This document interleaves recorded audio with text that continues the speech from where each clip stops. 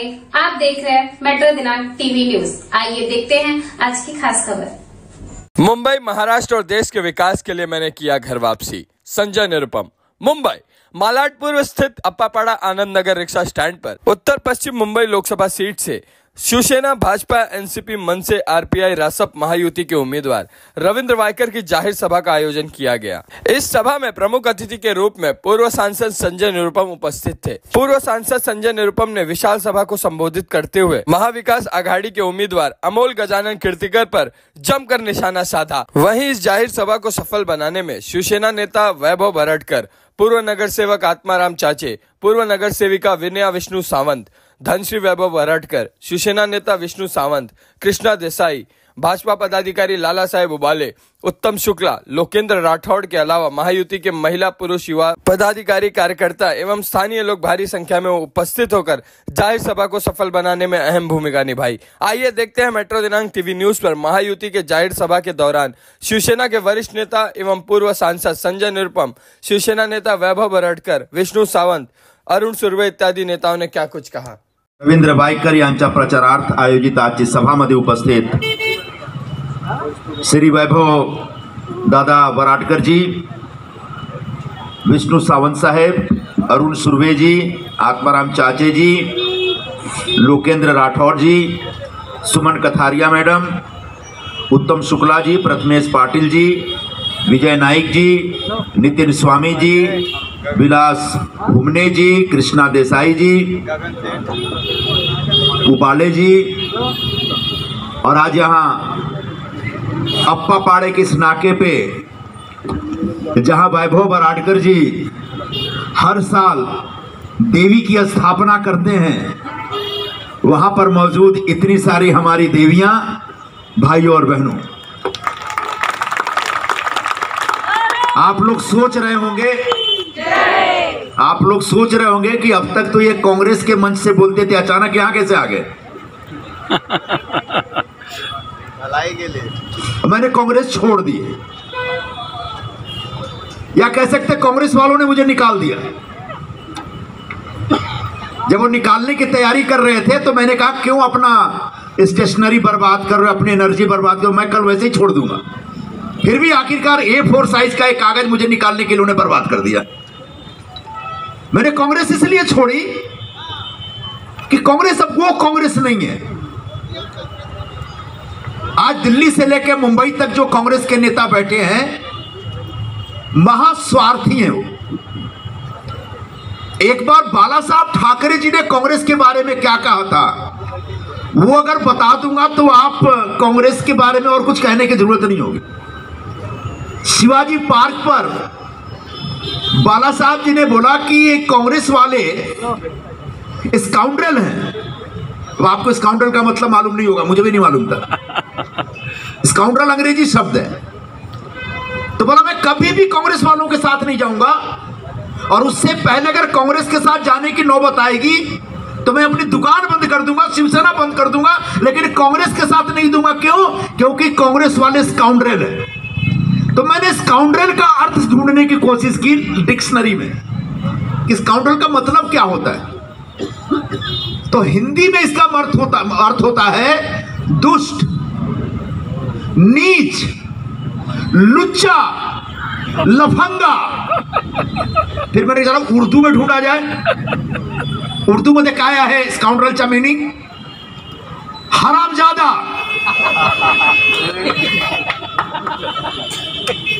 नीच अरे पाजी। ऐसे पाजी लोगों का साथ मैंने छोड़ दिया आखिरकार, और मैंने तय किया कि एकनाथ शिंदे जी के नेतृत्व में जो शिवसेना काम कर रही है पूरे महाराष्ट्र में, महाराष्ट्र के विकास के लिए, मुंबई के विकास के लिए, उस असली शिवसेना में वापस आया जाए। तो आज मैं अपनी घर वापसी करके आपके सामने पूरे हक से एक शिवसैनिक बन करके खड़ा हूं। मैं भी टिकट मांग रहा था यहां से, पिछली बार यहां का उम्मीदवार था, 2019 में चुनाव हार गया। लेकिन सबको मालूम है कि चुनाव हारने के बाद भी जीते हुए व्यक्ति से ज्यादा मैं मतदार संघ में घूमता था और लोगों के बीच जाता था। मेरे ख्याल से यहीं पे कभी आग लगी थी ना, इधर ही ना कहीं आग लगी थी। जब आग लगी तो आने वाला आदमी मैं भी था और बाकायदे उन लोगों की सेवा करने वाला मैं भी था। जब भी कोई संकट हो, कोई खुशी हो, कोई उत्सव हो, वराडकर जी का जितना भी नवरात्रि का उत्सव था लगभग हर उत्सव में मैं यहाँ पे आता रहा हूं। तो पूरे मतदार संघ में घूमने के बाद कांग्रेस में था मैंने कांग्रेस वालों को मौका बोला कि भैया मुझे मौका दे दो एक बार फिर से। उन्होंने एक षड्यंत्र रच के ये पूरी सीट उबाठा को दे दी। और उबाठा महाराज तो इतने बड़े दंभ में और अहंकार में रहते हैं कि एक बार ग्रैंड हयात में हम लोग सब लोग बैठे थे, अशोक चौहान साहब थे, ये वर्षा गायकवाड़ भी थी, पृथ्वीराज चौहान थे, उनके अनिल परब वगैरह सब थे। तो मैंने उनको उबाठा जी को बोला,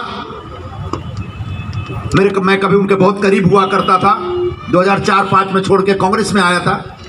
तो मैंने कहा साहब जो हुआ सो हुआ, भूल जाओ, अब नियति ने ऐसा सिचुएशन बना दिया कि हमको साथ में काम करना पड़ेगा। तो मैं सब कुछ गिले शिकवे भूल गया हूं, हम साथ में काम करते हैं। तो उन्होंने सबके सामने क्या बोला कि आला में घड़ा सिकवणार बोला ना, इसको मैं सजा दूंगा, सिखलाऊंगा इसको।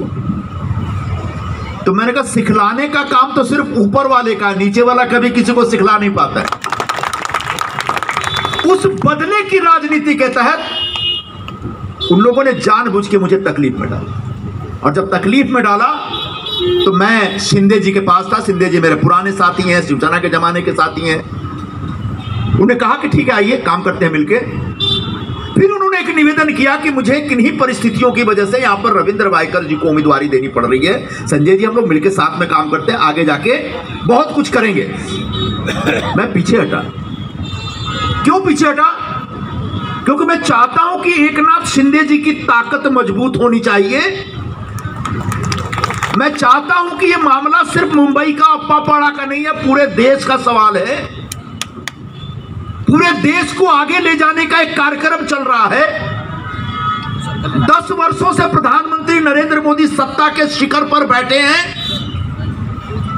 उनके खिलाफ लोगों में किसी प्रकार की कोई नाराजगी नहीं है। उनकी जो लोकप्रियता 2014 में थी उससे डबल ट्रिपल ज्यादा लोकप्रियता अभी है। 24 घंटे में से एक आदमी 18 घंटे काम करता है, वो भी 74 साल की उम्र में, और चेहरे पर कोई शिकन नहीं, कोई थकान नहीं।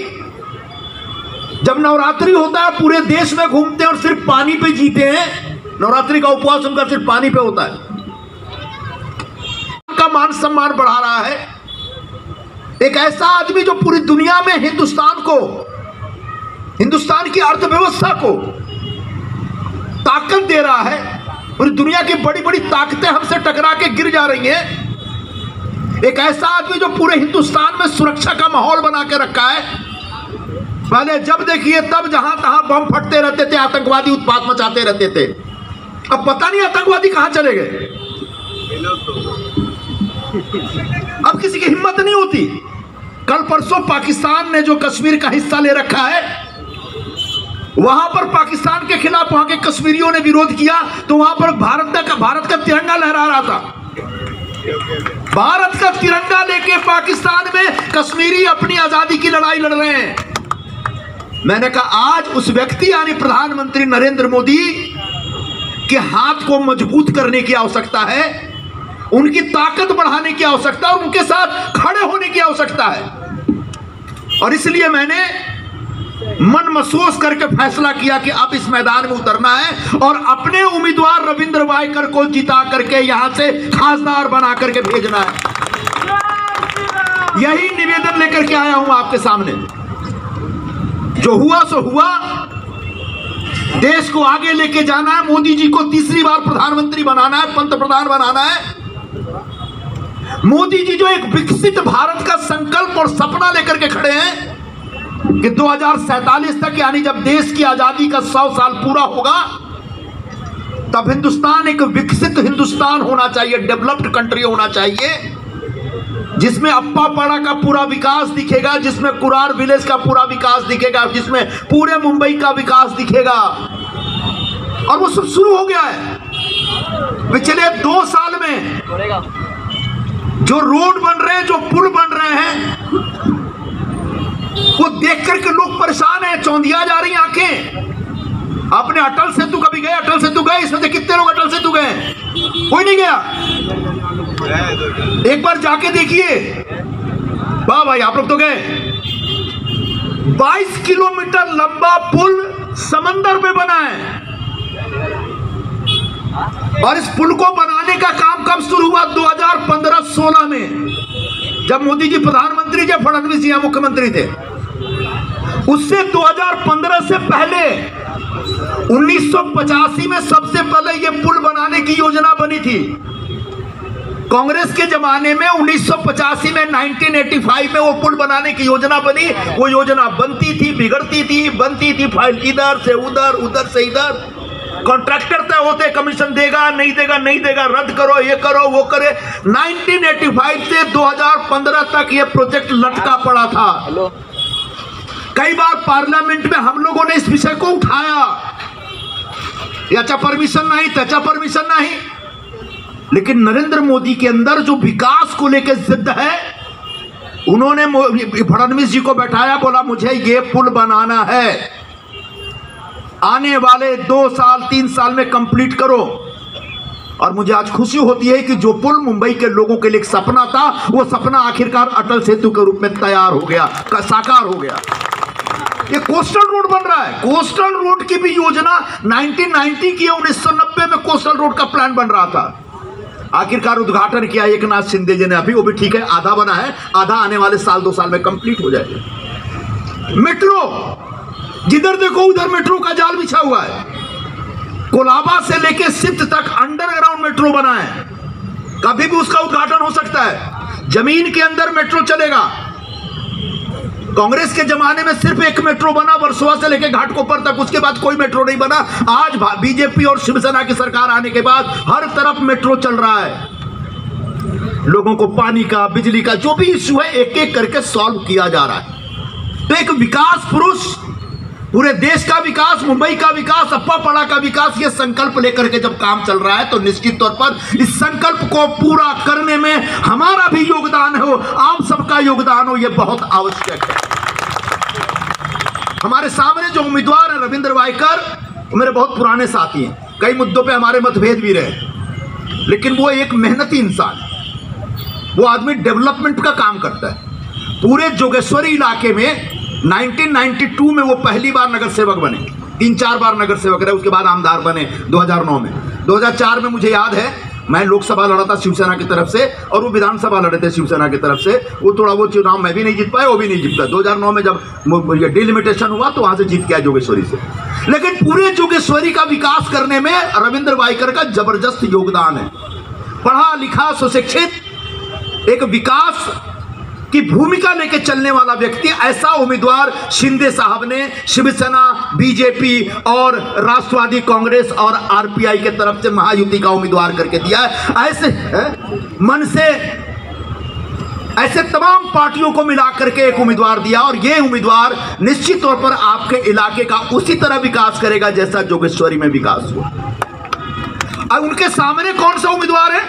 बड़ा अच्छा नाम दिया उन्हें, अमोल मियां खिचड़ी चोर।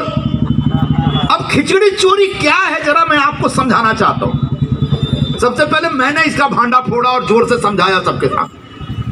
बोले आप इनको खिचड़ी चोर कैसे बोलते हैं? कोई आदमी गहना चोर हो सकता है, पानी चोर हो सकता है, पॉकेट मार हो सकता है, खिचड़ी चोरी कैसे हुई?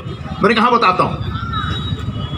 कोविड के जमाने में जब महामारी थी हिंदुस्तान में, जब मुंबई में लॉकडाउन लग गया, सारी दुकानें बंद हो गए, मार्केट बंद हो गए, तब जो झोपड़पट्टी में रहने वाले लोग, चाली में रहने वाले लोग, गोर गरीब जो मजदूर लोग थे, उनके सामने खाने का संकट आ गया। त्यांच्याकडे काही नव्हतं जेवणासाठी, क्योंकि नौकरी चली गई। जो डेली मजदूर होते हैं उनका डेली पगार नहीं मिल रहा है। बाहर निकलो सब दुकान बंद है, पुलिस वाले दौड़ाते थे। ये तो वराडकर जी जैसे लोग, हमारे जैसे लोग थे जो लोगों को कुछ खाना वाना पहुंचा देते थे। तब बीएमसी ने, मुंबई महानगर पालिका ने तय किया और फ्री में इनको खिलाना चाहिए। ऐसे लोगों को खिचड़ी खिलाने का, पैकेट में बंद करके ताजा ताजा खिचड़ी रोज पहुंचाने का इंतजाम हो। मेरे पास भी 1200-1300 पैकेट डेली आते थे बहराम बाग में, मैं वहां के लोगों को बांटता था।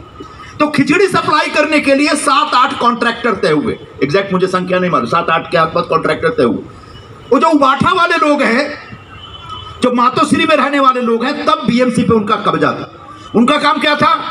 रोड बनाने का कॉन्ट्रैक्ट देना है, खिचड़ी सप्लाई का कॉन्ट्रैक्ट देना है, गटर बनाने का कॉन्ट्रैक्ट देना है। तो कॉन्ट्रैक्टर उनका अपना होना चाहिए। क्यों? क्योंकि वो कॉन्ट्रैक्टर उनको दलाली देता है, हर काम में दलाली। मातोश्री की एक एक दीवार दलाली से बनी है। जो मातोश्री 2 बनी है उसमें भी एक एक दीवार, एक एक ईंट में बीएमसी की दलाली का पैसा पड़ा है। और तब जब खिचड़ी सप्लाई करने का कॉन्ट्रैक्ट दिया गया तो मातोश्री वालों ने अपने लोगों को बुला बुला के बोला कि आता कॉन्ट्रॅक्टर द्या, कंत्राटदार द्या, आणि त्यांच्याकडून जे काही घ्यायचं घ्या आणि आम्हाला पण द्या काहीतरी। तो उसी में से एक कॉन्ट्रैक्ट मिल गया अमोल कीर्तिकर को, जो आपका उम्मीदवार।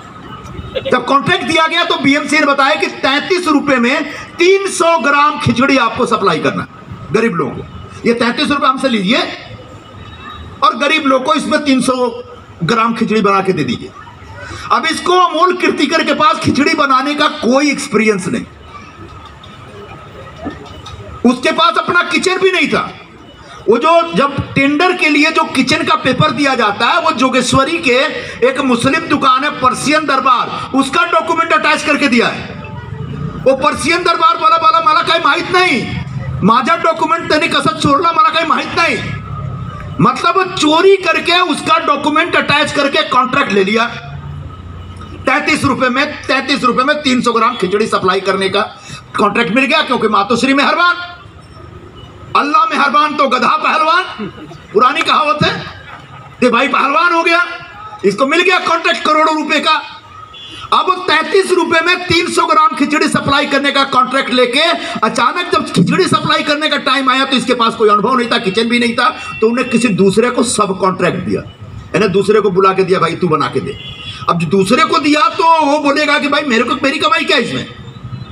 तो उसको बोला कि एक काम करो, तुम 16 रुपए में 100 ग्राम खिचड़ी दे, बाकी 200 ग्राम खिचड़ी देऊ नका। म्हणजे जिन गरीब लोगों को 300 ग्राम खिचड़ी फ्री में मिलने वाली थी, उसमें से 200 ग्राम खिचड़ी चुरा लिया।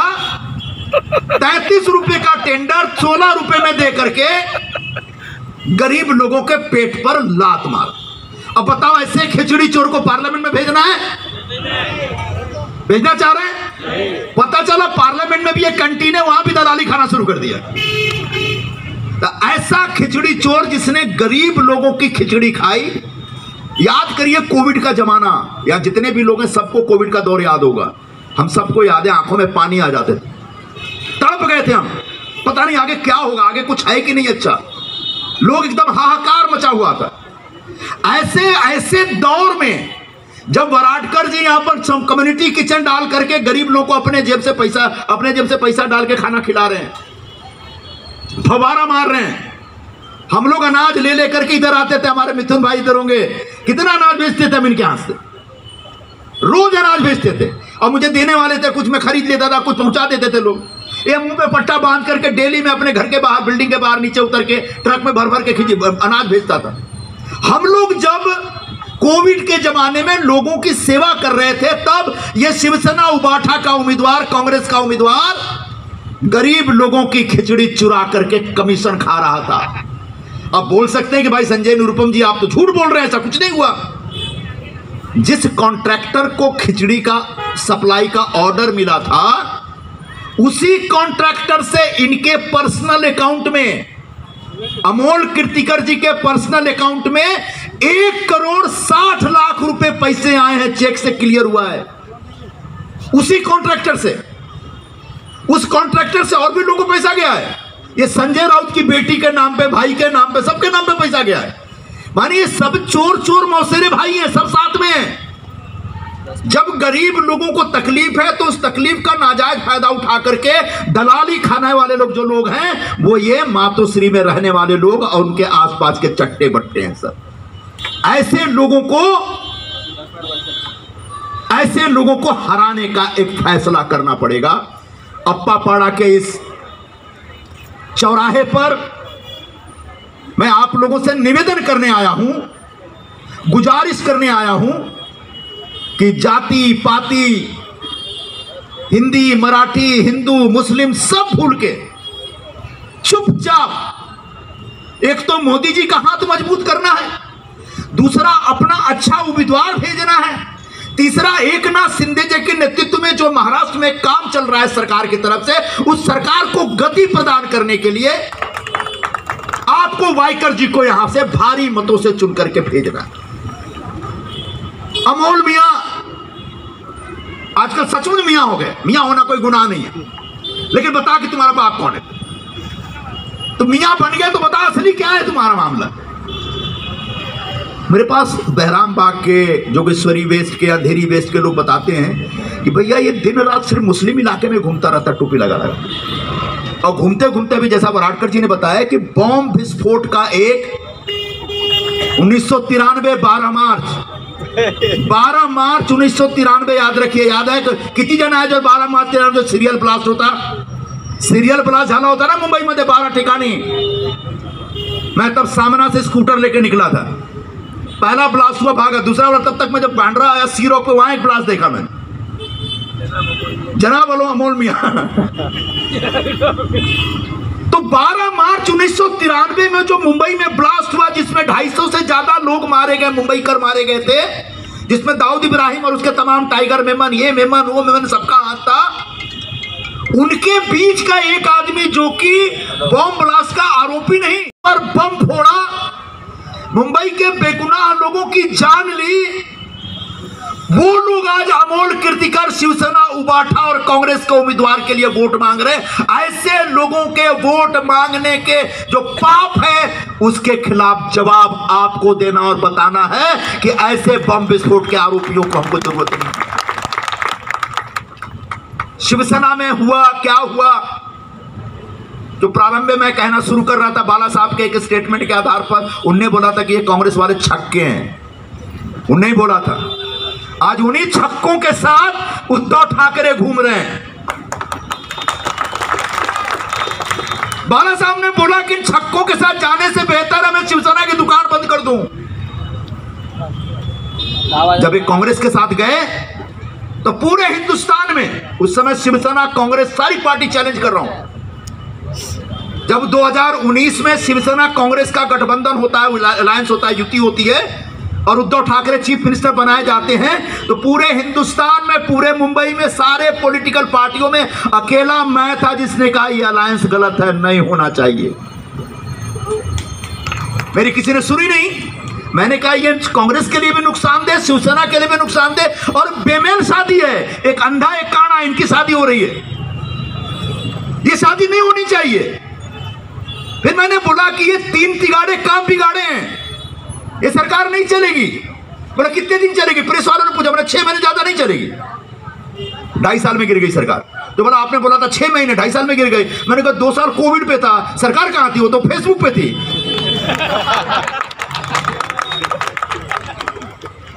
ये धोखा था बाला साहब ठाकरे के साथ, हिंदू हृदय सम्राट शिवसेना प्रमुख बाला साहब ठाकरे के साथ गद्दारी की उद्धव ठाकरे ने, और उस गद्दारी का बदला लिया एकनाथ शिंदे जी ने वापस भारतीय जनता पार्टी से हाथ मिला के।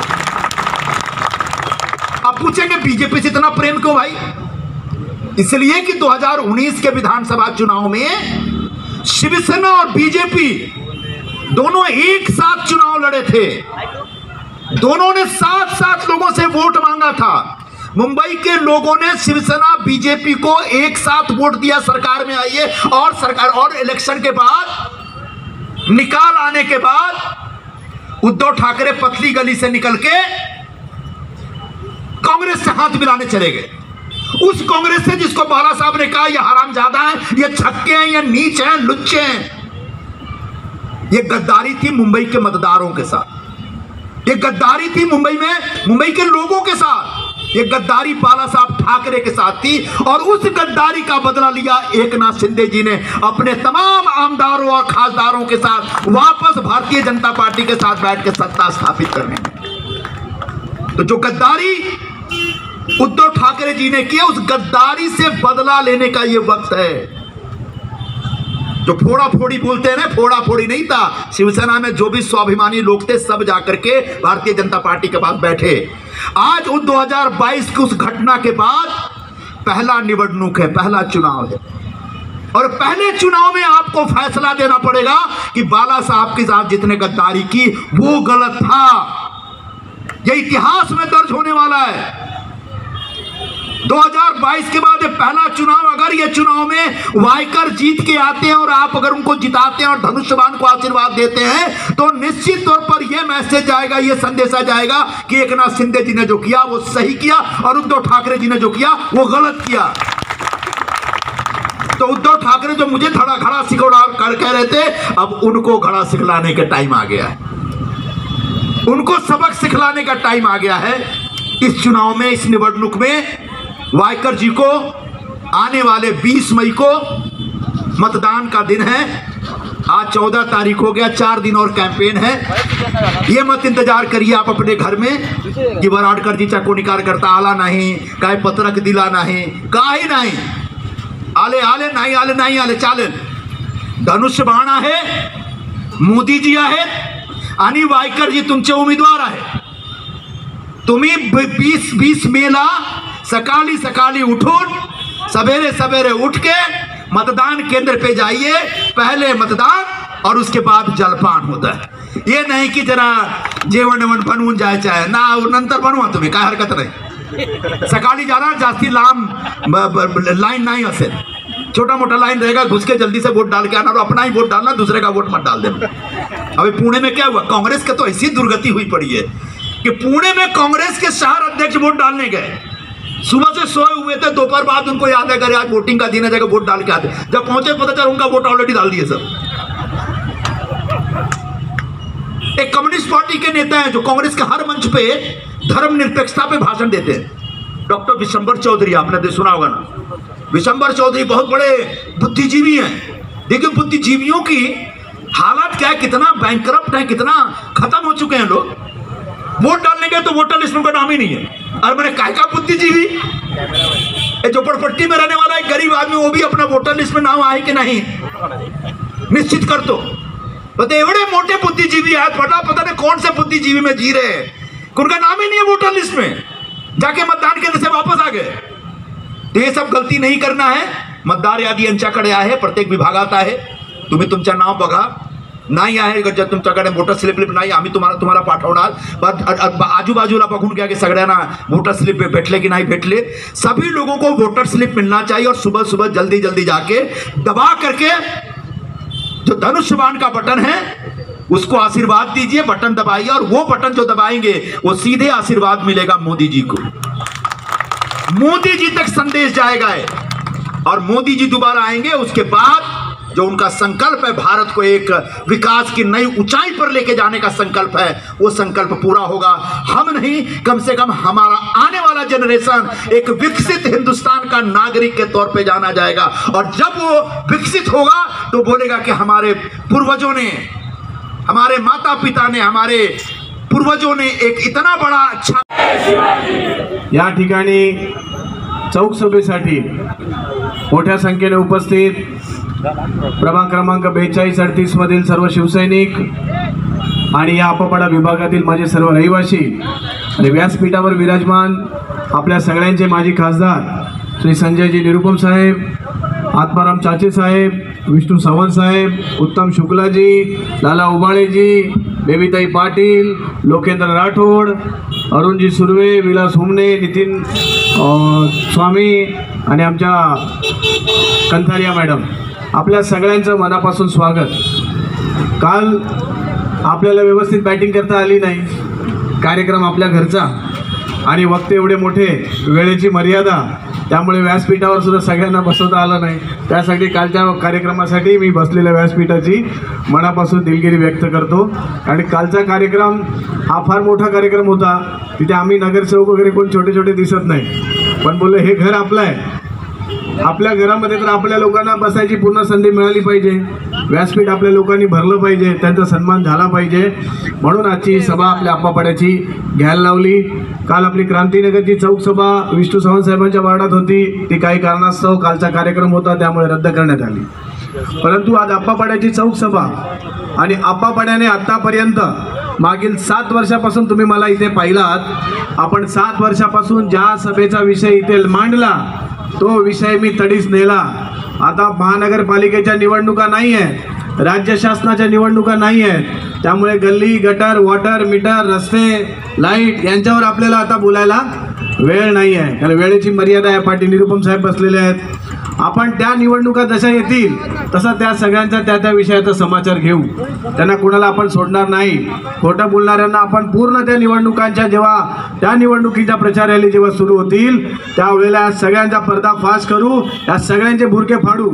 परंतु आत्ताची लढाई ही तुमची आणि आमची, ही छोट्या छोट्या एरियाची लढाई नाही आहे, ही देशाची लढाई आहे, ही राष्ट्रभक्तीची लढाई आहे, या देश संरक्षणाची लढाई आहे. आणि या लढाईमध्ये जर आपल्याला जिंकायचं असेल, आपल्या देशाचं सार्वभौमत्व टिकवायचं असेल तर आपल्याला नरेंद्र मोदींशिवाय पर्याय नाही आहे. म्हणून एकदा फिर एक बार अब की बार 400 पेक्षा जास्त झाले तर काही हरकत नाही, पण एक मत सुद्धा आपलं कमी जायला नको. या पद्धतीने आपल्या सगळ्यांना तयारी करायची आहे.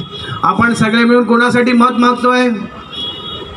जो हिंदुत्व विचाराचा पुरस्कर्ता आहे रवींद्र दत्ताराम वायकर, ज्याने BSc शिक्षण केलेलं आहे, ज्याने मुंबई महानगरपालिकेमध्ये 4 वर्ष सर्व महत्त्वाची पदं भूषवून मुंबईकरांना वेगवेगळ्या माध्यमातून पाण्याची व्यवस्था असेल, वेगवेगळ्या ज्या मोठ्या मोठ्या विषय आहेत, आता त्या सगळ्या विषयांवर बोलायला आपल्याकडे वेळ नाही, तितकी आपल्याला वेळेची मर्यादा आहे. महाराष्ट्र शासनामध्ये मंत्री म्हणून काम केलं, 3 वेळा आमदार म्हणून काम केलं आणि त्यांनी आत्तापर्यंत लढलेली एक सुद्धा निवडणूक समोरचा माणूस हरलेला नाही. त्यांच्या पूर्ण आयुष्यामध्ये त्यांनी निवडणुका लढल्या आणि त्या सगळ्या निवडणुका त्यांनी जिंकल्या. आणि तुमच्या साक्षीने मी पण ग्वाही देतो, ही निवडणूक सुद्धा रवींद्र वायकर साहेब 1 लाखहून अधिक मतांनी जिंकणार, त्याच्यामध्ये काही तिळमात्र शंका नाही. परंतु समोरचा उमेदवार कोण ते जास्त महत्त्वाचं ना, की आपण लढाई लढतोय ते लढतोय कोणाबरोबर? शून्य अनुभव, कधी कुठचा एक्सपिरियन्स नाही, कधी कुठचं काम नाही, आपल्या वडिलांचं सुद्धा राजकारण ज्या माणसाने खराब करून टाकलं असा माणूस तुमच्या समोर आहे. आणि त्या माणसाची भूमिका काय? गजानन कीर्तिकर साहेब सन्माननीय खासदार आपल्या सगळ्यांचे मार्गदर्शक आहेत. त्यांनी 3-3, 4-4 वेळा, तसं पाहिलं 35 वर्ष त्यांनी या आपल्या एरियामध्ये निवडून आले, ते त्यांनी राज्य केलं. परंतु त्यांना कोणी टोपी घालून मस्जिदीमधून इमामांच्या पाया पडताना बघितलं का? बघितलं तुम्ही कधी कीर्तिकरांचा असला कुठचा फोटो? पण हा माणूस डोक्यामध्ये टोपी घालून इमामांच्या पाया पडतोय की मला तुमच्याशिवाय पर्याय नाही आहे. जर तुम्हाला इमाम तुमच्यासाठी फतवा काढत असतील की आम्ही आता शिवसेनेला मतदान करणार नाही, उभाटाला करणार, तर आमचा 80% हिंदू समाज के हातात बांगड्या घालून बसणार आहे?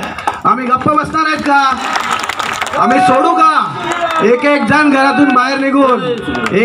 घरातून बाहेर निघून मतदान करेल. कोण सुद्धा तुम्हाला असा मोकळा मैदान मुंबईचा आम्ही सोडणार नाही.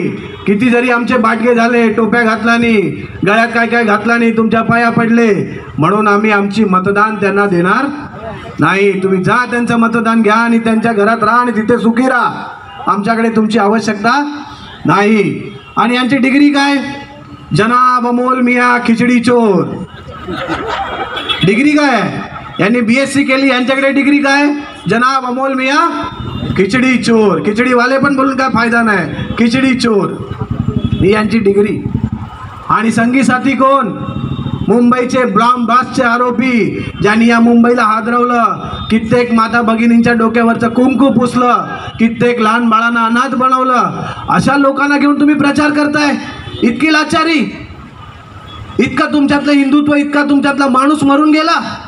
तुम्ही काय करताय? काय तुम्ही कोणाला घेऊन फिरताय? करताय काय? बोलताय काय? तुमच्या त्या मस्जिदींमध्ये जाऊन पाया पडताय काय? अरे कशासाठी पाहिजे एवढी लाचारी? एखादी निवडणूक नाही लढलो, नाही जिंकलो, पण जाऊन दुसऱ्यांच्या अशा घाणेरड्या पाया पडायची वेळ तुमच्यावर येते.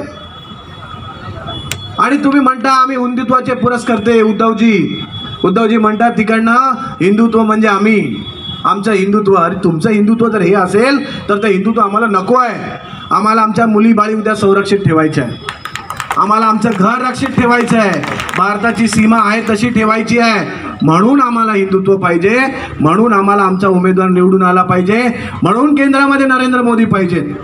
आज यांच्या हातात सत्ता दिली तर लक्षात ठेवा, भारताचे तुकडे केल्याशिवाय लोक गप्प राहणार नाही. हे तुमच्या आमच्यामध्ये असे घाणेरडे वाद लावून देतील, उद्या दंगली व्हायला काय कमी करणार नाहीत, उद्या मारामाऱ्या करून द्यायला कमी करणार नाहीत. हे काही करू शकतील, कारण की हे सत्तेसाठी पिपासू झालेले आहेत. सत्तेत निवडून आला पाहिजे, म्हणून केंद्रामध्ये नरेंद्र मोदी पाहिजेत. आज यांच्या हातात सत्ता दिली तर लक्षात ठेवा, भारताचे तुकडे केल्याशिवाय लोक गप्प राहणार नाही. हे तुमच्या आमच्यामध्ये असे घाणेरडे वाद लावून देतील, उद्या दंगली व्हायला काय कमी करणार नाहीत, उद्या मारामाऱ्या करून द्यायला कमी करणार नाहीत. हे काही करू शकतील, कारण की हे सत्तेसाठी पिपासू झालेले आहेत, सत्तेसाठी उसासलेले आहेत. यांना काही करून खुर्चीवर बसायचं आहे. ज्या काळामध्ये तुम्ही सगळ्यांनी मला इथे पाहिलं असेल, 2019चा काळ पुन्हा भारतावरती येऊ नये.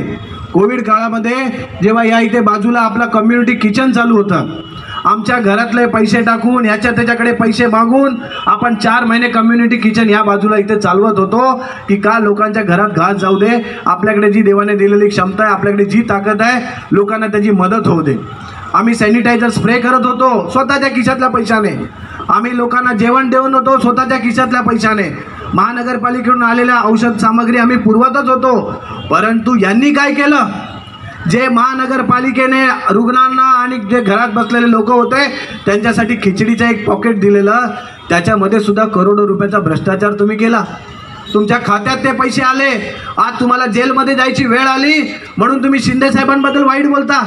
आणि शिंदे साहेबांबद्दल इतकंच वाईट बोलायचं, तुमच्या मनामध्ये द्वेष होता.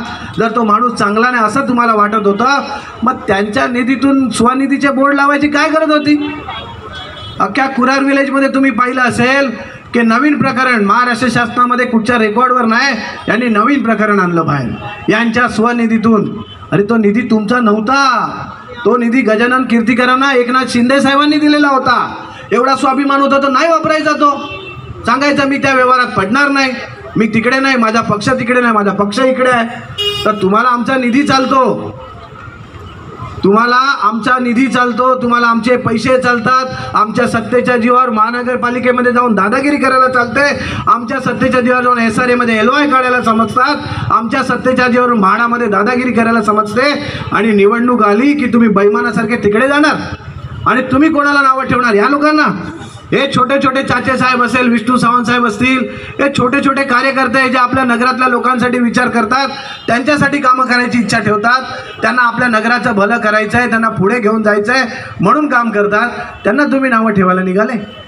तुम्ही स्वतःकडे बघा. म्हणून माझ्या माता बंधू भगिनींना, तुम्हा सगळ्यांना माझी विनंती आहे, येत्या 20 तारखेला तुमच्यातला स्वाभिमान जागवून, आपला मराठी माणूस जागवून, आपला हिंदुत्व जागवून, देशाचा पुढच्या राष्ट्राचा पुढचा विचार करून येत्या 20 तारखेला आपलं बटन हे धनुष्यबाणासमोरीलच बटन दाबलं जाईल. याची तुम्ही सगळे मला ग्वाही देताय का? 100% आप्पापाड्यातल्या याद्या या फक्त धनुष्यबाणाने भरल्या जातील याची खात्री आहे तुम्हाला? जर तुम्हाला ही खात्री आहे तर हे लक्षात ठेवा, तुमचा आमच्या स्वाभिमानाला ठेस कोण पोहोचवू शकत नाही. आपण कुठे कमी पडणार नाही. वन विभागाचे मुद्दे आहेत, रस्त्याचे मुद्दे आहेत, महानगरपालिकेचे मुद्दे आहेत. ते जेव्हा निवडणूक त्या प्रकाराची येईल तेव्हा यांचे कपडे फाडू. परंतु आता आपल्याला जे मतदान करायचं आहे ते देश रक्षणासाठी करायचं आहे, उद्या येणाऱ्या आपल्या देशाच्या चांगल्या भविष्यासाठी करायचं आहे. आज मोदीजींनी जे जे कार्यक्रम केले आहेत, आज देशामध्ये, आपल्या देशाचा जगामध्ये 5वा क्रमांक येतो अर्थव्यवस्थेत. आपण किती पाठी होतो, आपण किती पुढे आलो. आज आपल्याकडे कोस्टल हायवे, समृद्धी महामार्ग, वेगवेगळे बनणारे ब्रिजेस, एअरपोर्ट, हे सगळे आपण अभ्यास करायला पाहिजे. मी सांगून काय फायदा, दिसलं पाहिजे तुम्हाला त्या सगळ्या गोष्टी. म्हणून नरेंद्र मोदीजींना मतदान करायचं आहे, म्हणून देशाला पुढे घेऊन जायचं आहे. चुकून जर पुन्हा काँग्रेसचा प्रधानमंत्री जर तिकडे बसला तर पुन्हा कोळसा घोटाळा, किती हजार करोड? 26,000 करोड. पुन्हा तुमचा कॉमनवेल्थ घोटाळा, त्याचे 16,000 करोड. फक्त हे घोटाळे करण्यासाठी तुमच्या आणि आमच्या जमवलेल्या कष्टाचा टॅक्स रूपाने घेतलेला पैसा खाण्यासाठी यांना सत्ता पाहिजे, म्हणून यांना लाथ मारून बाहेर करायचं. कसं करायचं आहे? नुसतं मतदानामध्ये जास्त काय तुम्ही मारामाऱ्या करायला जाऊ नका, नाही तर मला वैभव भडकरने भडकवला असला काय कार्यक्रम करू नका. लाथ म्हणजे वैचारिक पद्धतीने यांना लाथा मारायच्या आहेत, बटन दाबायचं आहे. आपल्या यादीमध्ये कुठे सुद्धा हे लोक दिसले नाही पाहिजेत याची काळजी घ्यायची आहे. आणि येणाऱ्या 4 तारखेला पुन्हा जल्लोषाची सभा घेण्यासाठी तुम्ही आणि आम्ही सगळे इथे उपस्थित राहू अशी आपल्या सगळ्यांना खात्री आणि ग्वाही देतो आणि माझं लांबलेलं भाषण संपवतो. जय हिंद, जय महाराष्ट्र. कार्यकर्ते या ठिकाणी पोहोचलेले आहेत. तर मित्र अजून आपल्याला 4-5 दिवस काम करायचं आहे. आता ही जी लढाई आहे याचं कारण असं आहे की एका साईडला इंडिया आघाडी म्हणून 28 पक्ष आहेत आणि आपली ही महायुती आहे 4-5 पक्षाची. आणि नरेंद्र मोदी साहेब यांनी नारा दिलेला आहे 400 पार. आणि ते 400 पारमध्ये आपल्याला आपला खासदार त्या ठिकाणी निवडून द्यायचा आहे आणि हे काम तुम्ही आम्ही सर्व करणार आहोत. आजची गर्दी बघितल्यानंतर, कालची सभा बघितल्यानंतर नक्कीच संपूर्ण मीडियाचा एक रिपोर्ट आलेला आहे की या ठिकाणी उत्तर पश्चिममध्ये रवींद्र वायकर हे 100% निवडून येणार, त्याबद्दल शंका नाही. परंतु मित्रहो, जो सभा घेणं आवश्यक आहे, कारण जे काही विचार आपल्यापर्यंत पोचले पाहिजे, लोक जातले असतात त्यांच्यापर्यंत हे विचार गेले पाहिजे, म्हणून या ठिकाणी आजची बैठक आहे, आजची चौकसभा आहे. मित्र हो, आम्ही सुद्धा उपाटामध्ये होतो. 7 ऑक्टोबर 2023ला आम्ही प्रवेश केला. प्रवेश का केला? प्रवेश आम्हाला करावा का लागला? याचं कारण असं आहे की ज्या पक्षामध्ये कामच होत नाही, सरकार त्या ठिकाणी होतं, मुख्यमंत्री आपले होते, सर्व मंत्रिमंडळ होतं, परंतु आमच्या आपापड्यामध्ये 1250 घरं आहेत. 1250 महाराष्ट्रनगर आणि चाचेसाहेब राहतात तो परिसर असा बघितला, 1250 घरं आहेत. आणि ती 1250 घरं जी आहेत ती जागा आमच्या सोसायटीने विकत घेतलेली, 4 एकर जागा त्यावेळी 96ला. आणि ती विकत घेतलेली जागेचं आम्ही सर्व डॉक्युमेंट, कागदपत्र, 7/12 प्रॉपर्टी कार्ड सोसायटीच्या नावाने केलं, म्हणजे जागेचे मालक आम्ही सोसायटी झालो. आता जागेची मालक आम्ही सोसायटी झाल्यानंतर त्या ठिकाणी आम्ही लोकांनी निर्णय घेतला की आता हे डेव्हलपमेंट करायची, SRAच्या माध्यमातून लोकांना घरं द्यायची, चांगली घरं द्यायची. आता घरं द्यायची म्हटल्यानंतर पुढे त्या जागेवर आरक्षण होतं, नो डेव्हलपमेंट झोन, म्हणजे विकास करू शकत नाही. मग विकास होणार कसा? तर नो डेव्हलपमेंट झोन हटवायला पाहिजे. आता हटवायला पाहिजे म्हटल्यानंतर मुंबई महानगरपालिकेचे दरवाजे आम्ही ठोठावले. मुंबई महानगरपालिकेने विकास आराखडा बदली करायला 7 वर्षे घेतली. 2011 पासून 2017पर्यंत मुंबई महानगरपालिकेने तो विकास आराखडा 7 वर्ष रखडवला. त्यानंतर तो राज्य शासनाकडे गेला. राज्य शासन त्यावेळी मुख्यमंत्री देवेंद्र फडणवीस होते. 2018मध्ये 1 वर्षानंतर 2 निवडणुका आल्या. निवडणुका आल्यानंतर पुन्हा आपलं सरकार आलं. हक्काचे मुख्यमंत्री उद्धवसाहेब आले. आम्हाला वाटलं आता आमचं नक्कीच काम होणार. आमची छाती फुगली की आता सरकार आपलं, आता नक्कीच आमचं काम होणार, लोकांचं भलं होईल. आम्ही सांगतो साहेब, मित्र हो, 2.5 वर्ष या लोकांच्या मागे होतो. 2.5 वर्ष. एकनाथ शिंदे नगरविकास मंत्री होते, त्यांच्याकडे आम्ही गेलो आमदारांना घेऊन. आम्ही काही शिष्टमंडळ गेलो. एक शिंदेसाहेब म्हणाले की बाबा सुनील, हे तुम्ही जरा उद्धव साहेबांना सांगा, कारण त्यांनी जे थांबवलं आहे, नाहीतर होणार नाही. कसं डेव्हलप करू शकतो आपण, तुम्हाला बोलावं लागेल. आम्ही म्हटलं प्रभू साहेबांना, बाबू बोला साहेब, करून द्या. होईल होईल होईल होईल म्हणता म्हणता सरकार बदललं. मुख्यमंत्री एकनाथ शिंदे साहेब झाले. आता आम्हाला वाटलं की आता आमचं काम होणार. मी आमच्या सोसायटीच्या लोकांना बोलायला लागलो की आमचं काम आता होणार. एकनाथ शिंदे साहेब मुख्यमंत्री झाले आहेत, आता नक्की काम करणार, आपण त्यांच्याकडे जाऊया. पण आमचे सोसायटीचे लोक कट्टरवादी म्हणाले कसं जाणार. मी म्हटलं काम करून घ्यायचं, जावं लागेल. माझं काय होईल हे बघू नका. माझं राजकीय करिअर हे तुमच्या घरापेक्षा माझं राजकीय करिअर महत्त्वाचं नाही आहे. ते आपण जाऊया. लोक काय थोडं वेळ करत 2-3 महिने गेले. त्याच्यानंतर निर्णय घेतला की शिंदे साहेबांकडे आम्ही गेलो. कीर्तिकर साहेबांना पकडलं, कीर्तिकर साहेबांच्या माध्यमातून गेलो. एकनाथ शिंदे साहेबांकडे मुख्यमंत्री झाल्यानंतर हा विषय लावून धरल्यानंतर त्यांनीसुद्धा ताबडतोब मिटिंग लावल्या 2. आज लावली परत दुसऱ्या दिवशी, आणि सरळ आदेश दिले की हे प्रकरण जे आहे ND झोनचं, यांचं डेव्हलपमेंट झोन करून द्या, आणि असे मुंबईतले जेवढे झोन असतील ND झोन असतील ते सगळे करून घ्या, असा आदेश मुख्यमंत्र्यांनी दिला. आणि त्यानंतर आपला 2 डिसेंबरमध्ये आमचा विकास आराखडा घोषित झाला, आणि त्या ठिकाणी R झोन म्हणून आम्हाला मुख्यमंत्री साहेब. असा मुख्यमंत्री मिळणार नाही मित्रो, असा मुख्यमंत्री मिळणे नाही. आम्ही गेले अनेक वर्ष अनेक मुख्यमंत्री पाहिले, पण जो रात्री पहाटे 4 वाजेपर्यंत काम करतो, 365 दिवस लोकांसाठी झटतो, लोकांचे तळागाळातल्या नागरिकांचे प्रश्न सोडवतो, असा मुख्यमंत्री आपण पाहिला नाही.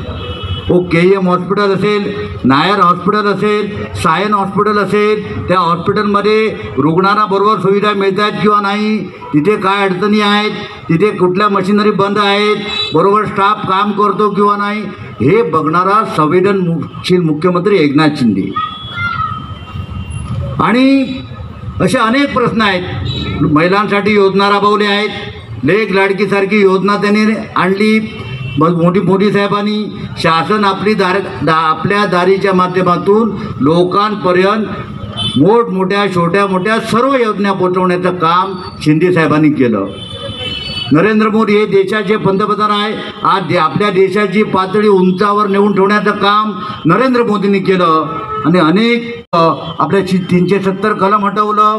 या ठिकाणी राम मंदिरसारखं आपलं मंदिर या ठिकाणी देशामध्ये 500 वर्षानंतर रामलल्ला आले. म्हणजे जे बाळासाहेबांना अपेक्षित होतं, बाळासाहेबसुद्धा नेहमी म्हणायचे की 370 कलम हटवलंच पाहिजे, हे काम मोदी साहेबांनी बाळासाहेबांचे स्वप्न पूर्ण केलं. राम मंदिर व्हायला पाहिजे, हे सुद्धा काम बाळासाहेबांचं स्वप्न होतं, नरेंद्र मोदी साहेबांनी पूर्ण केलं. मग अशा मोदींबरोबर भाजपाबरोबर आपण राहिलाच पाहिजे. मोदींना पुन्हा एकदा आपल्याला पंतप्रधान करायचं आहे, आणि मला खात्री आहे की आम्ही ज्यावेळी दूरदृष्टी पाहतो त्यावेळी आपल्या देशाची प्रगती व्हायला पाहिजे. देशाची प्रगती झाल्यानंतर आपली प्रगती होणार. आपली प्रगती म्हणजे आपल्या भावी पिढीतील आपल्या मुलाबाळांची जर प्रगती पाहायची असेल, हा देश सुरळीत चालायचा असेल, तर आपल्याला नरेंद्र मोदीशिवाय पर्याय नाही आहे. हे बांधवांनो, आपण आपल्या घरामध्ये, आपल्या गल्लीमध्ये, आपल्या चाळीमध्ये लोकांना सांगायला पाहिजे, पुन्हा सांगायला पाहिजे. कारण असं आहे, काही लोक जी कामं आम्ही केली ती कामं झालीच नाही म्हणून सांगतात, हे खोटं आहे म्हणून सांगतात. परंतु मी आज जाहीर सभेमध्ये सांगतो, ह्या चौक सभेच्या माध्यमातून सांगतो की जे आम्ही बोलतो ते सत्यच बोलतो. जे आमचं काम, सोसायटीचं काम शिंदे साहेबांनी केलं ते पण म्हणतात झालंच नाही, हे खोटं बोलतात. परवा काहीतरी इथे मिटिंग घेतली राजे साहेबांच्या टाळीमध्ये, झालंच नाही म्हणतात. म्हणजे लोकांना खोटं कसं बोलायचं आणि आम्हाला बदनाम कसं करायचं, मुख्यमंत्र्यांना बदनाम करायचं, हे केवळ काम आहे. माझं एकच म्हणणं आहे, जो काम करतो त्याला काम म्हणायलाच पाहिजे, बरोबर ना दिनानांजी? जो काम करतो त्याला काम म्हणायलाच पाहिजे. परंतु हे काय आहे की काम सोडून दुसरंच काहीतरी बोलायचं, लोकांना भरकटवत ठेवायचं. आता सकाळचं बघितलं नाही, ते 6 वाजता त्या आनंदी नगरला लाईन लागते बसला, रिक्षासाठी वेगळी. किती लोकांचे हाल आहेत हो, ह्या आपापाड्यातल्या लोकांची किती हाल आहेत. बिचारी लोक सकाळी आनंदी नगरच्या त्या आतमध्ये लाईनला असते बसला, किती ट्रॅफिक असतो, किती अडचणी सामोरं जावं लागतं. कधी डेव्हलप होणार, कधी करणार. हा 120 फुटाचा रोड आहे. हा रोडसुद्धा लवकरच माननीय मुख्यमंत्री यांनी त्याला गती दिलेली आहे. तो रोड स्पेशल रोड म्हणून बनवले, जाहीर केलेला आहे. फक्त एवढंच आहे की त्यासाठी लागणारी घरं कुठून द्यायची. मग ह्या लोकांना घरांना पर्यायी घरं कुठे उपलब्ध नाही आहेत. म्हणून मी सांगतो तुम्हाला, रवींद्र वायकर यांना आपण निवडून द्या. निवडून दिलं तर एक अभ्यासू चांगला उमेदवार आपल्या लोकसभेत मिळालेला आहे. ते नक्कीच ह्या आमच्या कांतीनगरमध्ये सॅटेलाईट डेव्हलपर आहे. 38 एकर आहे. मी त्यांना परवा आले होते, बोललो वैभव साहेब, आम्ही सगळं होतो की साहेब कशाला आपल्याला घरं शोधायची आहेत, ह्या डेव्हलपरला कामाला लागा, सांगा डेव्हलप करायला, ह्या लोकांना इथेच घरं द्या. हा रोड इथे खुला होईल, आजूबाजूच्या लोकांना ते समाविष्ट करा, सांगा त्याला काय एक्सेस तो द्या त्यांना. म्हणजे करायची इच्छा असेल तर कुठलंही काम कठीण नाही. आपली इच्छाशक्ती पाहिजे, पण करायचंच नसेल तर सर्व काम कठीण आहे. पण म्हणून रवींद्र वायकर सुदैवाने मित्र हो, आपल्यासाठी चांगला सुशिक्षित, अभ्यासू, कर्तव्यदक्ष आणि नेहमी कामाचा ध्यास असणारा आपल्याला उमेदवार लाभलेला आहे. त्यांनी जोगेश्वरचा जसा कायापालट केला तसा आपल्या दिंडोशीचा कायापालट करायचा असेल, ह्या आपापड्याचा कायापालट करायचा असेल. वन विभागाचा प्रश्न आहे, गेली 30 वर्ष झाली हो. बिचारे कशी लोक राहतात. आता या उन्हाळ्याच्या दिवसामध्ये त्याचे काय हाल होत असतील. आता अरुण सुरे साहेब बोलले, राज्यसाहेबांनी 21 मीटर दिले, वैभव साहेबांनी पण दिले, आम्ही पण तेवढे दिले आम्ही मीटर कमर्शियल दिले. बरोबर, त्यांना आपल्याला बिल किती बिचारांना भरावं लागतं. कोणतरी मध्ये त्याच्यामध्ये आणखी फाळका मारतो, लोकांना त्रास देतो. वाईट परिस्थिती आहे बिचारांची. आम्ही तो सुद्धा प्रश्न वैभव आम्ही सर्व मंडळीने वायकर साहेबांच्या लक्षात आणून दिला. येणाऱ्या काळात वायकर साहेब वन विभागाचा प्रश्न, त्यांच्या घराचा प्रश्न नक्कीच तडीत लावतील अशी आम्हाला अपेक्षा आहे आणि आम्हाला आत्मविश्वास आहे. आम्ही सर्व मंडळी त्यांच्या मागे निवडून आल्यानंतर पहिली मीटिंग आपण पहिली मीटिंग फॉरेस्टची घेऊ आणि त्यांना फॉरेस्टच्या यातना काय, पाण्याचा प्रश्न आहे, गल्ली गटारचा प्रश्न आहे, शौचालयाचा प्रश्न आहे, त्यांच्या छपराचा प्रश्न आहे, हे प्रश्न पहिला विषय आम्ही घेणार आहोत. त्यामुळे मित्र हो, रात्र वैराची आहे. हे आता शेवटच्या दिवसामध्ये आपल्याला सांभाळायचं आहे, लोकांना समजवायचं आहे. हे लोक म्हणतात पक्ष चोरला, धनुष्यबाण निशाण चोरली आणि काय चोरलं बिरलं काय नाही हो. कोण चोरतो? तुम्हाला सांभाळता आला नाही, तुम्हाला सांभाळता यायला पाहिजे होता. 1 गेला, 2 गेले, 3 गेले, 40 आमदार गेले, 10 अपक्ष गेले, सरकारमधले 9 मंत्री गेले, 13 खासदार गेले. आमचा एक गटप्रमुख कार्यकर्ता नाराज झाला तर आपण त्याच्या घरी जातो, एक नाही 10 वेळा जातो. बाबा थांब, काय तुझा प्रॉब्लेम मी सोडवतो, थांब, पाया पडतो, त्या कार्यकर्त्याला कसं तरी समजवतो.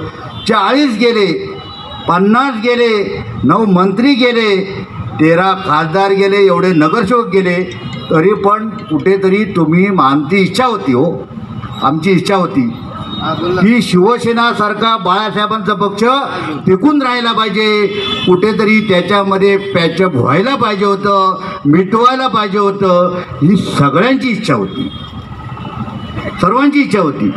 परंतु ते करायचंच नव्हतं, त्यांना करायचंच नव्हतं, म्हणून हे झालं. म्हणून मित्र हो, लक्षात घ्या, कोणी चोरला नाही, कोणी काय नाही केलं.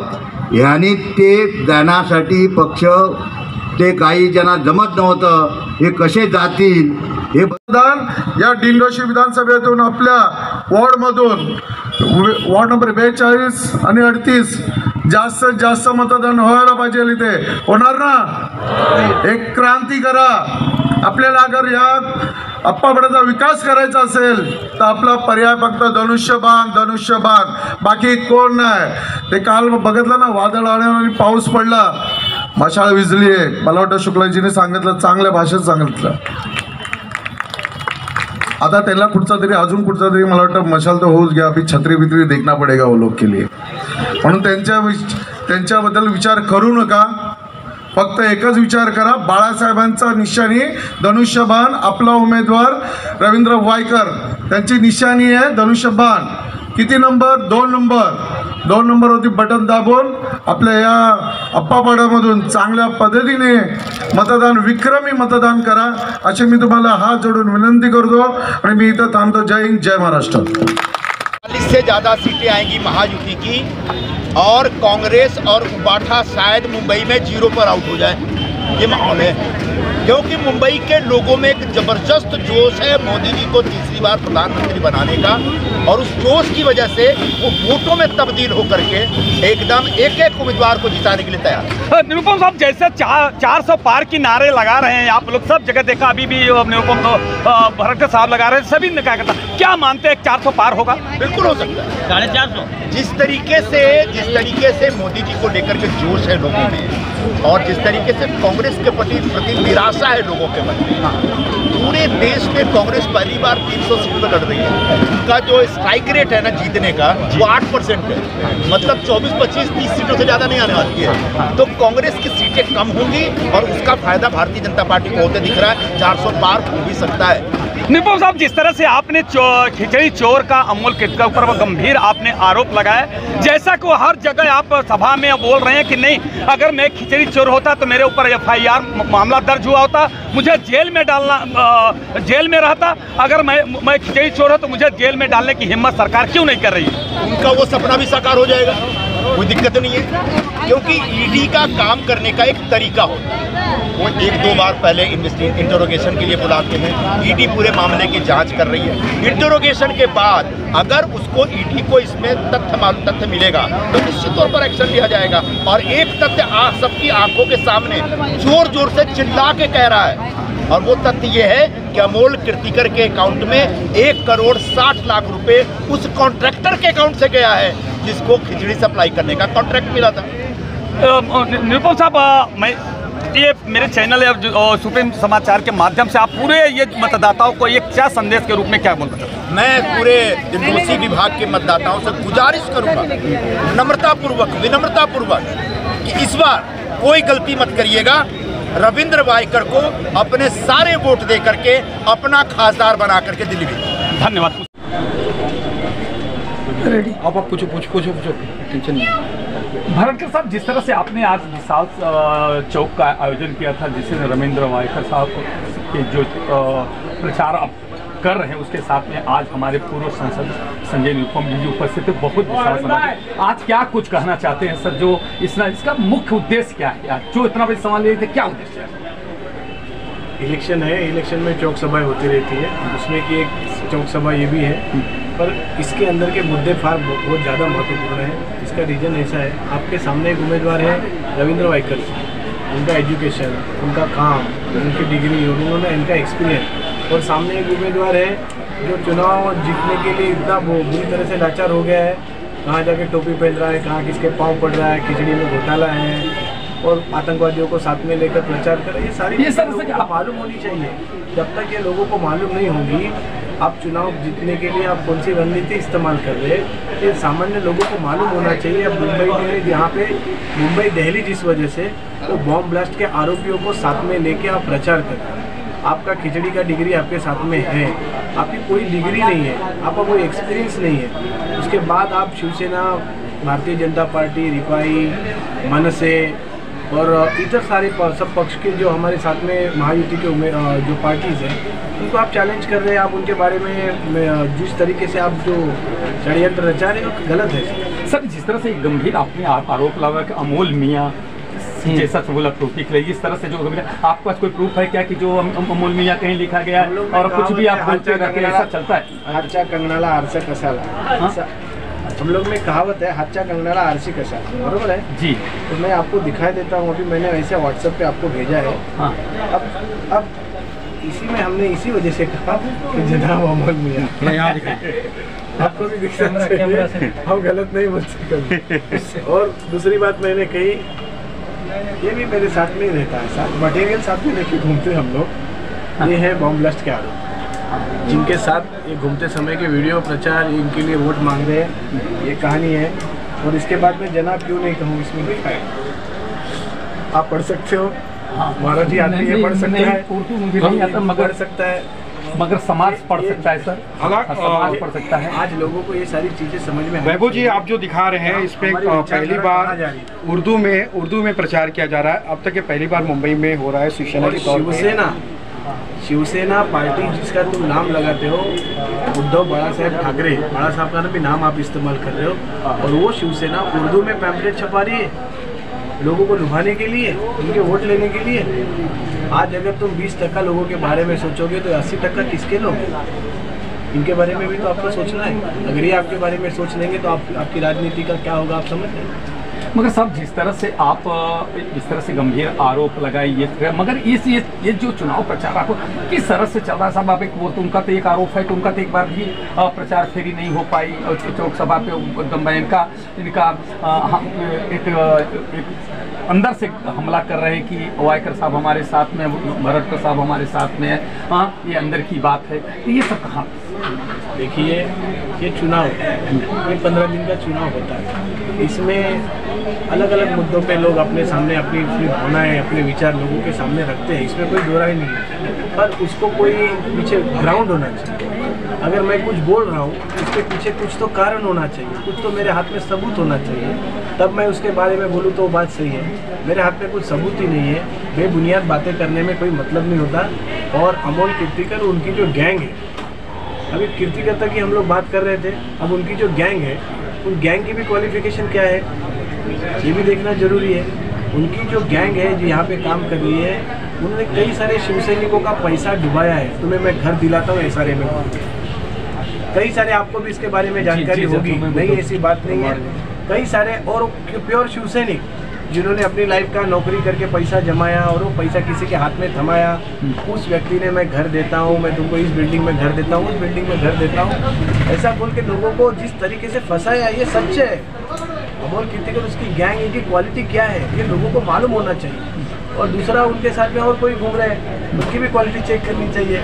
आज तक 2 साल से ओमकार के लोग रास्ते पर है, आज तक उन्हें घर नहीं मिला, कई लोगों ने अपने आप को जला कर लिया, उसका भी केसेस चल रहा है। अभी वो सारी चीजें हैं। ऐसे व्यक्ति का नाम जानना चाहूँगा वैभव जी आपसे। इसका देखो, चुनाव है, इसमें नाम लेके किसी को बड़ा करने में कोई इंटरेस्ट नहीं है हमको। आपको भी अच्छे मालूम है वो कौन है, की जरूरत क्या है, और फैक्ट है ये। आज जो महायुति के उम्मीदवार हैं, महायुति के नगर सेवक हैं, महायुति के आमदार हैं, आज इस उत्तर पश्चिम लोकसभा क्षेत्र में आप अगर देखेंगे तो यहाँ पर 4 आमदार महायुति के, वर्सोवा के आमदार महायुति के हैं, अंधेरी पश्चिम के आमदार महायुति के हैं, गोरेगांव के आमदार महायुति के हैं। आज यहाँ पर 40 नगर सेवकों में सिर्फ 31 नगर सेवक महायुति के। आज आप डिंडोसी में देखोगे तो अगर वो 2 आधा वार्ड पकड़े, 9 पकड़े, तो 9 में से 7 नगर सेवक हमारे, और साथ में हिंदुत्व की विचारधारा के साथ हम सब काम कर रहे हैं, हमारी एकता है। आज 10 पार्टियां भी हम सबको साथ में लेके चल रहे हैं, साथ में काम कर रहे हैं। और कुरार के विकास की बातों तो किसी को करनी नहीं चाहिए। कुरार का विकास क्या, आप मुझसे ज़्यादा पत्रकारों को सुबह जब स्कूल का टाइम होता है तब मालूम पड़ता है कुरार का विकास कितना हुआ है। स्कूल की बसें स्कूल में टाइम पर नहीं जा पाती, पानी का हाल चलो चल ही रहा है, बरोबर है। हाँ, सर, ये सारी चीजें आपके सामने, हमें कुछ अलग बताने की जरूरत क्या है। मगर ट्रैफिक की जिस तरह समस्या हुई थी, जो ड्रेन लाइन की हो, रोड की, जिस तरह एक नगर सेवक की धर्मपत्नी प्रेग्नेंट थी, मगर एक समय ऐसा आया था कि जब उनको पेट में दर्द हुआ तो उनके कार्यकर्ताओं को बुला करके ट्रैफिक खत्म किया गया, फिर हॉस्पिटल पहुंचो, डिलीवरी नहीं तो रास्ते में हो जाती। इस तरह की जो ट्रैफिक की समस्या, क्या आपकी सरकार बनी तो ट्रैफिक की समस्या खत्म होगी क्या? क्या विकास करेगी सरकार? विकास की बात करें, बाकी सब इन सब धर्म के मुद्दे पे हम जाते नहीं, पर तुम सामने से जाकर जब दादागिरी कर रहे हो, लोगों को डरा रहे हो कि मेरे साथ आतंकवादी लोग भी है, मैं फिर से बॉम्ब फोड़ सकता हूँ, ये एक डराने की राजनीति है। आप उनको लेके जिस तरह से मुंबई करों को डराने की कोशिश कर रहे हो, ये गलत है। और रही बात रास्तों के खड्डों की, तो आपको मालूम है ऑल ओवर मुंबई के सारे रोड सीसी करने की ऑर्डर मुख्यमंत्री एकनाथ शिंदे साहब ने दिए।